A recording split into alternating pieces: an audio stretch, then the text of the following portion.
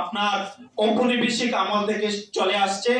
চা শ্রমিকদের দীর্ঘদিন ধরে চলে আসা তাদের উপর শোষণ বঞ্চনার অবসান ঘটিয়ে একটি যুগোপযোগী বেতন কাঠামো গঠন করতে হবে তাদের জন্য। বর্তমান চা শ্রমিকদের দৈনিক মজুরি 170 টাকা মাত্র। এই নামমন্ত্রী ঘোষণা কোনোভাবেই সন্তোষজনক নয়। এটি একটি হিউম্যান রাইটস ভায়োলেশন বা মানবিক অধিকারের উপরে তাদেরকে মানবিক দৃষ্টিকোণ থেকে তাদেরকে শোষণ এবং বঞ্চনা করা হচ্ছে।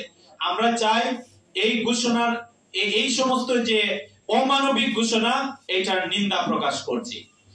মানবতা 30 নম্বর যে দাবি বা প্রস্তাবনা আমাদের, সেটি হচ্ছে মানবতা বিরোধী অপরাধ, গণহত্যা এবং আয়না গড়ের মতো নৃশংসতম অপরাধের সাথে সম্পৃক্ত থাকার জন্য আওয়ামী লীগ এবং তার সকল অঙ্গ সংগঠনকে নিষিদ্ধ করতে হবে এবং জার্মানির নাৎসি পার্টির মতো দ্বিতীয় বিশ্বযুদ্ধের পরে আপনারা জানেন যেভাবে জার্মানির নাৎসি পার্টিকে তাদের লোগো, তাদের স্লোগান এবং তাদের পার্টিকে যেভাবে